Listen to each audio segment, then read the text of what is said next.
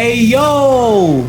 Welcome to the Arts Block Podcast for artists, by artists. We can talk about anything that we want. Give it up from Eric the third, ladies and gentlemen.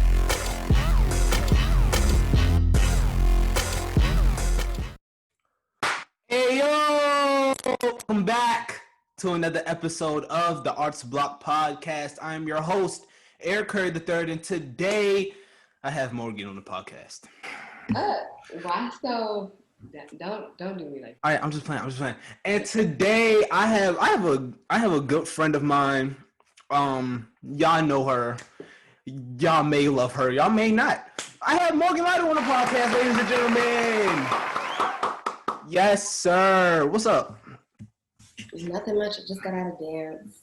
You made me start this podcast 2 hours late. I'm saying this on the podcast. I had to work on my art. Just how this podcast is called Arts Block, I had to work on my art form. Don't do that. Don't do that. Don't do that. For 4 hours. So Don't do that.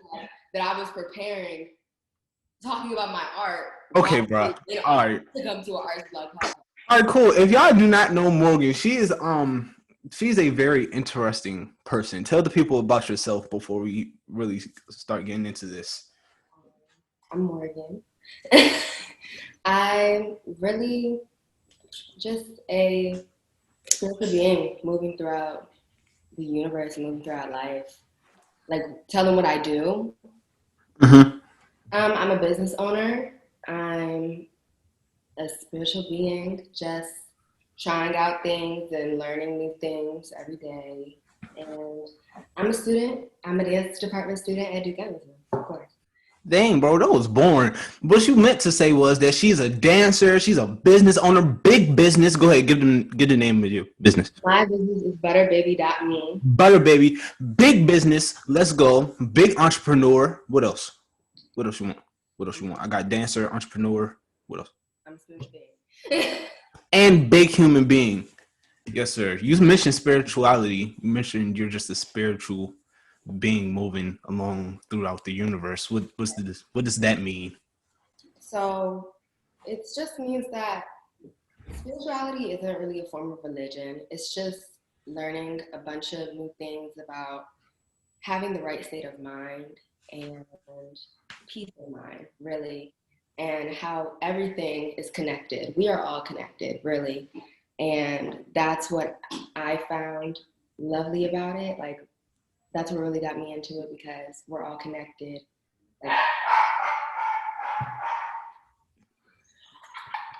We're all connected, and that's what really got me into it. And what got me into it was I had a really hectic last year.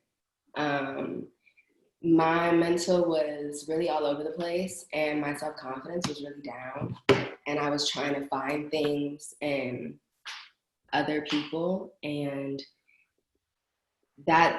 during quarantine, that's what really made me want to get into it, because I was like, they were like, if you do these affirmations for 30 days, you'll have better self-confidence. And I was like, and my mom, she's a yoga teacher, and she's always like tried to get me into it, but I was too busy in my own head. So it really took me to just do it for myself. Like, you can't make anyone do something. So it really took me to just come to realization with myself that I needed this. So, yeah. What's the difference between you, like Morgan then and Morgan now? Morgan then she was something. She was wild. I knew Morgan then. She was wilding. I mean, I'm still wild, but like. Nah, you was going crazy back then. You more toned down now. I was, and like, no one even noticed that I was like going a little insane. Because people just thought that's how I was. And I knew that that's not how I was. And I was just like, but since people like this, I'm going to keep on doing it. I wasn't doing what was best for me. But the difference between me then and me now is I have a lot more realizations, and I have a deeper connection with my guides and the universe. And deeply connected with my intuition. Because I feel like if I had my intuition and I had all of that, all the things that I have now, I wouldn't have been like that, which is really good for me. Mm-hmm. And with how I've grown into being self-confident and being and having confidence from within, it's really helped me not rely on certain parts of other people. So that's the difference from then and now. Do you believe that people like your friends and your circle, do you believe that they helped you along this spiritual journey in any way? When I first started, I didn't have the same group of friends. Like I had friends, but we weren't as close. We were just my spirit. When I first started, I was pretty just alone. I just downloaded TikTok. This just came up on my TikTok. I was getting into it on YouTube, and I was really just alone. I didn't really have a lot of friends, but my friends, like right now, they do keep me on the path to stay on this path. Like Morgan, like remember what you said to me, or like remember when you said this, remember when we made this realization. So that's how they keep me on it now. But back then, they weren't really there. I was really disconnected a little bit. So yeah. What are some distractions that you had to overcome while like trying to finding your way through your spiritual journey? What are like some things Um, that was like, oh man, this shit's hard? that I had to overcome or self doubt. Self doubt was a really big one that I had to overcome, and understanding self doubt was something that I really had to overcome. And when quarantine started, I noticed like, dang, like it's really lonely. Like it's really lonely. Like I'm not going around people every day, but I thank quarantine for it because I really had to find my own frequency, find my own vibration, find my own vibrational level. And I had to figure that out for myself so that I could maintain it. So that I created it and I maintained it. Mhm. So that was a big thing. And also like changing up what you say. Because in almost religion, every religion there's a verse in almost every religion that there's power in the tongue, there's power in what you say. And once I realized like how much power there is in like my mind and what I say, because once you think something, when you're like, I'm hungry, and then your body starts to believe it. Mhm. So once I realized the amount of power that I had just to change myself and to change my inner in my tongue, I really started really getting into it, honestly. Do you believe that more people should start getting into spirituality? Ooh, Lord, I almost couldn't get that out. Do you believe more people should start getting into it and start getting into themselves and who they are?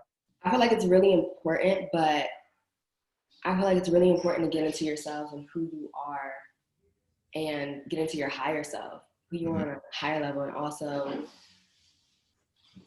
spirituality has its ups and downs. Like, it's not like flowers and rainbows all the time, like levitating all the time. It's really lonely at first because you feel really lost. You don't know what to do. You don't know where to start.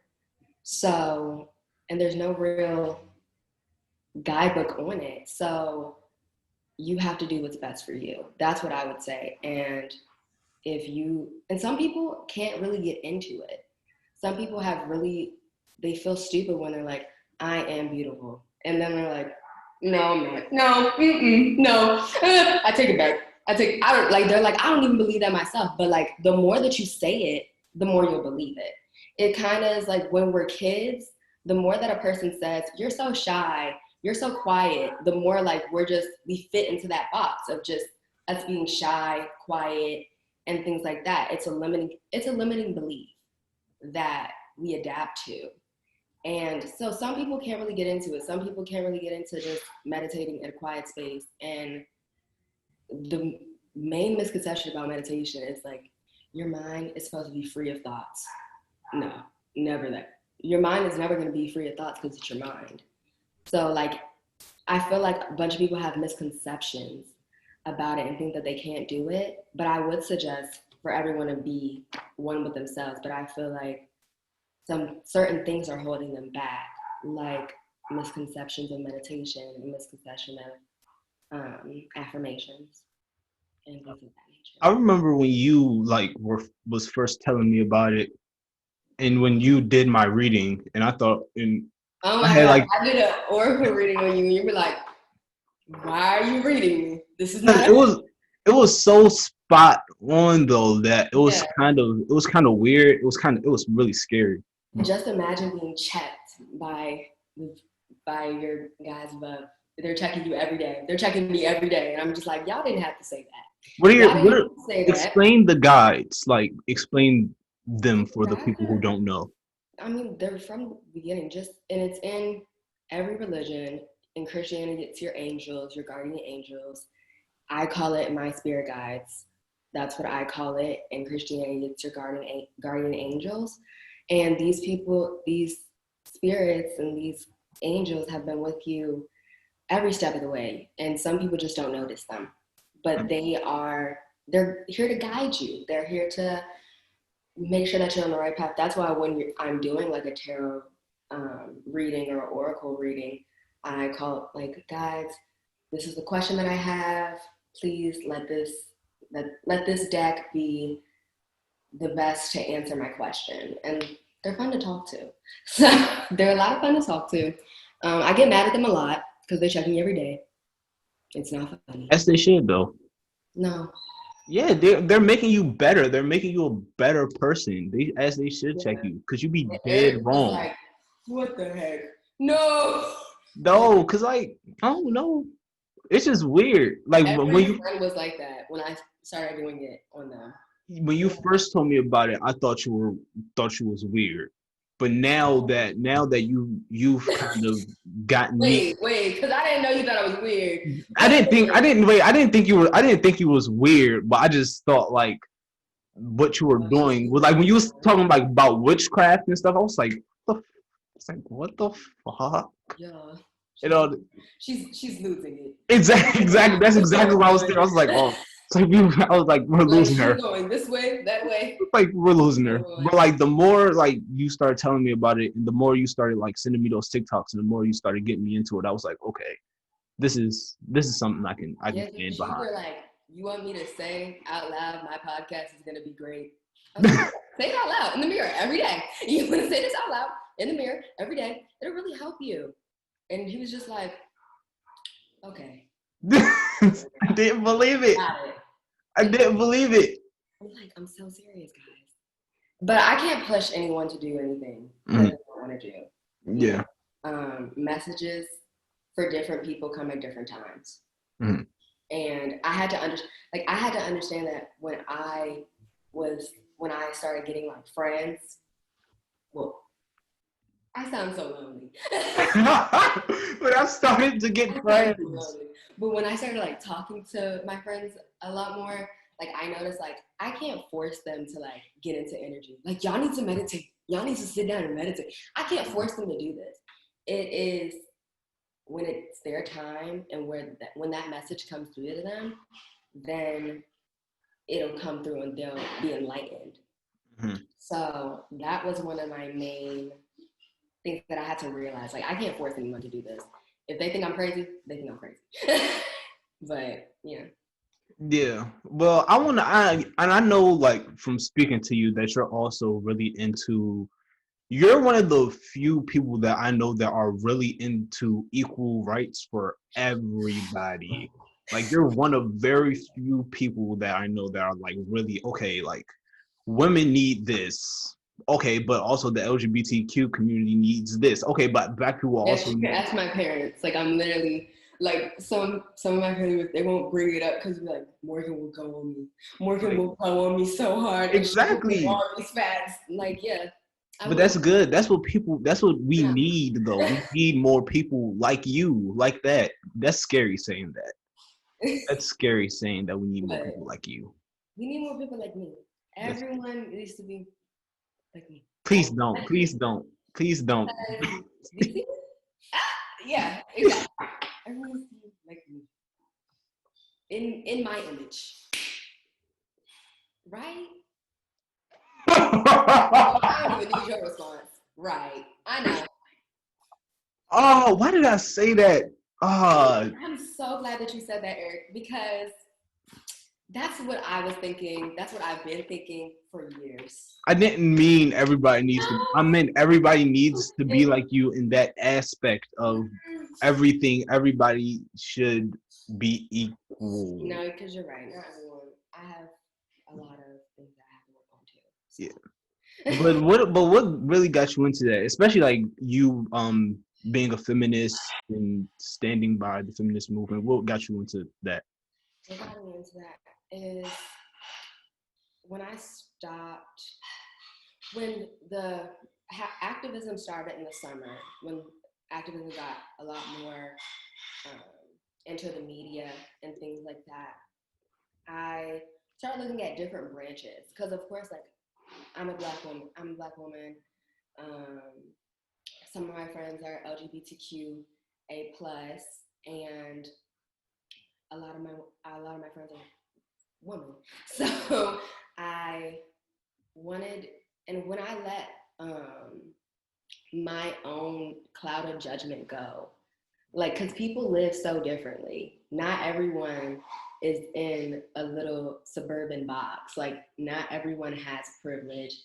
And Hold on, before you keep going. let's not even Wait, let's wait, not no, wait. no. Before you keep going, do you want to shout out the dirty dog before you keep going? Do you want What to is shout out? that? You want to shout out Waldorf before you keep going? You want to shout out where you from? Your side of town. Do you want? I'm from Waldorf, man. Do you want to shout them out? Like y'all got like a different like y'all got a sign or like something y'all say? We have no sign. We don't. Waldorf. Y'all like that's something y'all say across the street to each other. No one says that. We are not New York. Oh We're no, not New York. No one says that. We no. just. Oh my bad. Okay, that's really far. Oh, Like that's the main response. You're from Waldorf? that's my bad. That's my That's fault. really far. That's really far away. Oh, yeah. But keep going though. Keep going. Not everybody's privilege. But I started like branching off into different forms of activism Mm. and learning about different ways that everyone is affected. And that's what made me get into feminism. Definitely, because like the patriarchy, and then how the patriarchy comes up in like everything. The patriarchy comes up in almost everything, and it's crazy. But the more that you become educated, the more that you notice it, and that's what really made. Like I would watch old shows, and I'd be like, "Oh wow, that was very unfeminist of you. That was really anti-black of you. That's wrong." But like my mom has this show was made in the 90s. Yeah, Like it's so I have to remind myself in back then people weren't looking in a 2020 lens. Like mm-mm. 2020 lens. People had like I'm not saying people were a lot more free. I don't know if people knew it was wrong, but people weren't really speaking out about it as we do in 2020. So I can't really always look at something from far back and be like, that is so anti-feminist, that is so anti-black, because that's how they were living. I can't Yeah. even grasp that for real. Mm-hmm. But yeah.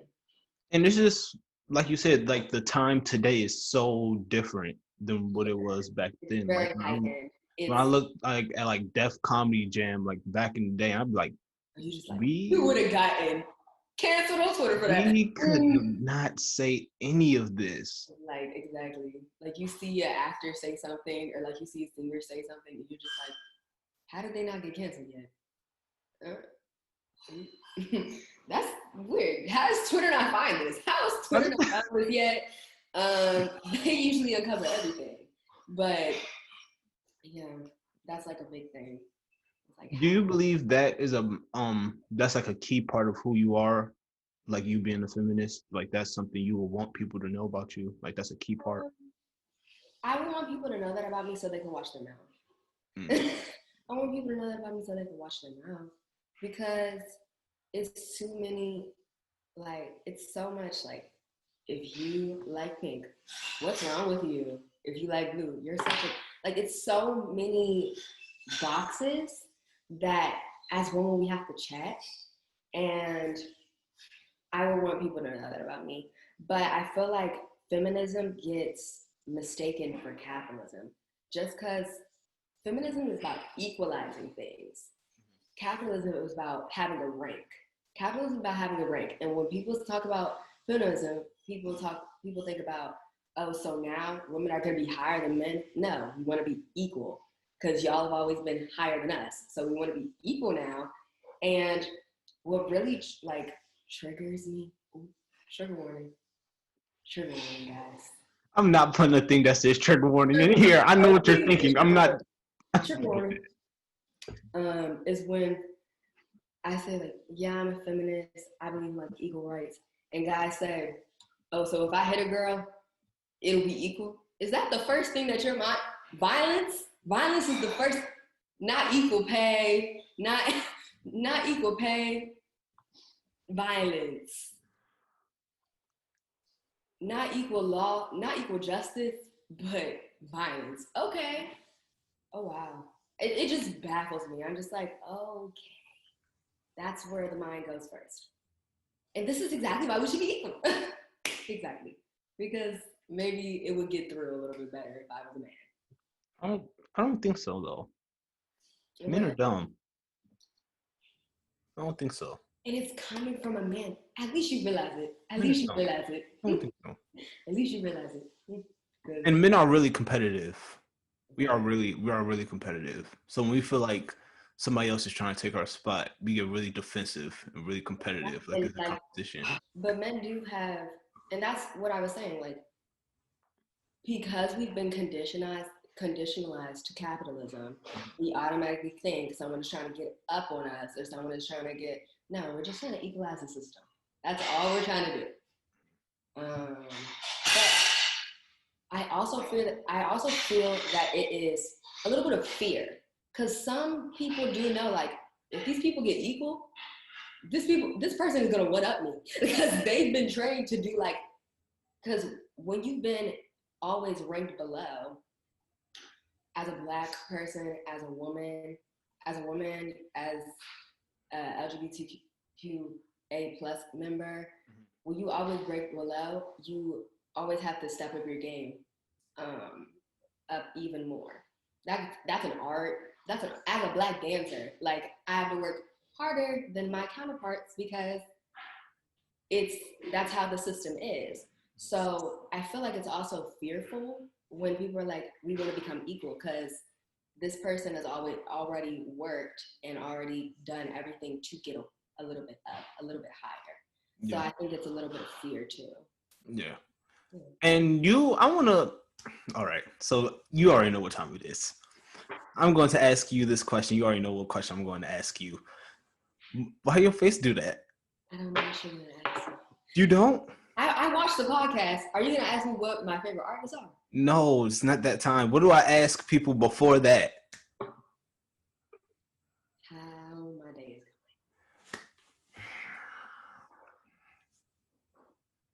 going. Morgan. I don't know. Just say it. I don't even know. Do you or do you not go to Duke Ellington School of the Arts? I'm a student at Duke Ellington School of the Arts. What is your department? Dance. I'm a dance department major. A lot of shit be going on in the dance department. Let's speak on it. Let's talk about it. What are some things that you like and do not like about the dance department? Specifically the dance department. Then we're going to move on to the school as a whole. I don't want to get kicked out of my department. You ask these questions like it's free. No, people are gonna watch them. No. I love the competitiveness. It keeps me on my toes. It definitely keeps me on my toes. It can be very hectic at times. That's the best way I can put it. It can be very hectic at times, and I feel like one of the dance department is is one of the departments that's very pushed off of we're a family. And guys, we're a family. And I just don't really believe that. I don't. Because we all come from different strands. We aren't, guys. We aren't. And that's just the truth. You just don't feel the connection. No, I don't. Maybe some people do. Some people definitely do. And I see it and I love that. Yo, I hate you.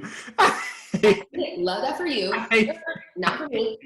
I hate you so much. I love that. I love that for you. That's just it's just not for me. It hasn't happened to me yet. Maybe it will. I have 2 more years. Do you want it to happen to you though? Do you want it to be like High School Musical? We're all in this together. Do you want it to be like that, or no? Or you like, nah, I'm good. I would be cool if it was just. I'm learning to adapt to the love that's given to me, and really take it in instead of being like superstitious of it and be like, why are y'all? This is weird. This is really weird. So I'm learning to do that. So I probably will be like, okay, I can get with this. Around though, but be like, okay, it's cool, okay. All right, but let's talk about the school as a whole. Let's talk about the school as a whole. What is your honest opinions on Duke Ellington School of the Arts? Now, before you start, you are not a good liar. So if you start lying, I'm gonna call you out on it. But yeah, just go ahead. I love Duke. I do. I truly do love Duke. All right, so we're lying already. That's cool. No. We've never even talked about Duke, so don't do that. Duke is not our main topic of discussion usually. So it's not like you know my insider on Duke. I do. I love Duke.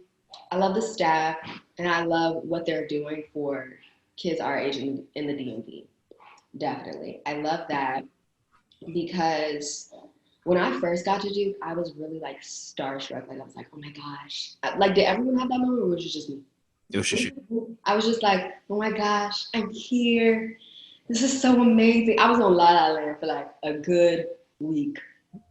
For a good 2 weeks, I was on La La Land. I was just like, oh my gosh. Damn, then what happened? This is so good. This is so amazing. And it still is amazing. Like I still feel that there are moments when I feel that. Like it has to be a really happy moment for me to feel that. But until it turned into just school and repetitiveness, I got a little, and then because everyone's with everyone for such a long period of time, the environment just gets really, overused word alert, toxic.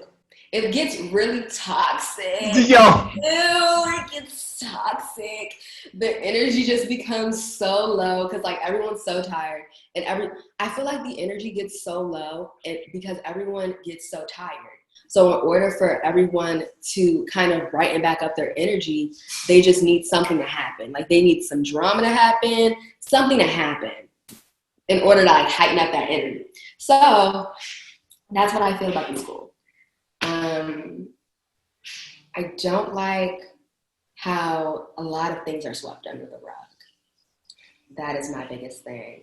A lot of things that happen, we don't really talk about them. We're just like, we can keep this on the low. We can keep this on the low. Nobody got to know. And we're just like, so are we ever going to talk about this? And people are just like, no. We're going to get an email, and that's going to be it. We're going to get a paragraph email. And literally though, at the bottom it's going to say, from our principal, and everything's going to be better. No, everyone's going to be so much better. It is a fix. And I just don't like that. I'm just like, what happened to the original plot of the story? What is going on? This isn't how you're supposed to. Okay, girl. I'm just like, okay. This school, it's amazing. Gives amazing opportunities. It does. It gives amazing readiness. Mm-hmm. Really good readiness, and especially for like the path that I want to be on. I want to do my art in college. Mm-hmm. I want to go to a college that has arts also. Mm-hmm. And because dance is not dance is an art, but it's crazy because dance is an art that requires expression, but like mini expression, because everything is choreographed for you. Mm-hmm. Like, and that's what really like dance is an art, but like it's not super expressional. Like, so in certain parts of you, it has to be like your head, your arms, your body language definitely has to be expressed. Mm-hmm. But don't You were struggling, so I'll just expressed. But the movement that you do is it's choreographed. mm-hmm. So you have to find your own form of expression. It's not like every other art where you could just go out and write what you want, act how you want. It's it's a format for it. So that's what lacks a little bit in the dance. Well, Morgan, damn. Well, Morgan, thank you for coming on the podcast. Thank you for coming on the podcast. This has been a good episode. Before you get out of here, because I know that you are really busy, I have this segment. It's called Dead or Alive. You can pick any artist you want, dead or alive, to work with in the dance world and anything. Who would it be? Or who would they be? Okay. So number one, Arthur Mitchell. Arthur Mitchell, he's a dancer. He's so yes, I'm right. Arthur Mitchell, so good. Such a good dancer. I would want to work with my teacher. I want to work with he's not dead. He's alive. I would love, but like when he was in his dancing, his career. I want to work with Adrienne James. So good. Michelle B. Prince. I want to work with her. Are you looking at your notes? No. Keep going. I'm not. Keep going. And this is, and I know she's a singer, and I know one of these people is going to be a writer, and one of these people is going to be a singer. But I would love to work with Alice Walker, Issa Rae, and I want to work with SZA, but I want to dance to her music. I want to dance to her. Oh, I didn't think you was going to say SZA. A live performance. Or I want to dance to Amy Winehouse. I knew you was going to say Amy. I want to dance to Amy Winehouse so bad. Y'all don't even, Eric knows my obsession with Miss Amy Winehouse. May she rest in peace. You don't know how much I love Amy Winehouse, guys. I love her so much. You do. You do. Or Lana Del Rey. I was waiting for you to say it. That's why I took that pause. Lana Del Rey too. Ooh, that would be monumental. I was waiting for you to say it. That's why I took that pause. I was just letting you. Yeah, I was just gonna let you get all the artists that you have on replay every day. Yeah. Who else? Just letting you get everything out. But thank you so much for coming on the podcast. This means so much to me, even though you got me starting late. But is there anything that you want to promote? Anything that you want to push before we get out of here? Make sure to follow my business page, butterbaby.me. I'm going to be releasing something in a week or so. Speak up. We can't hear you. I'm going to be releasing something in a week or so. Go. Make sure to go follow that. Follow my social _.MorganCamille. And yeah, that's it for me. Thank you so much. All right. You're welcome. All right. This has been another installment of the Arts Block Podcast. You can follow me at Eric Curry III. You can follow the podcast at the Arts Block Podcast. If you're listening on YouTube, make sure you like, comment, subscribe, turn on post notifications so you can be notified every time we post. If you're listening on Apple Podcasts, give the podcast a 5-star in the comment. If you're listening anywhere else, shout out to you. Remember that artists never die, and I'll see y'all next week.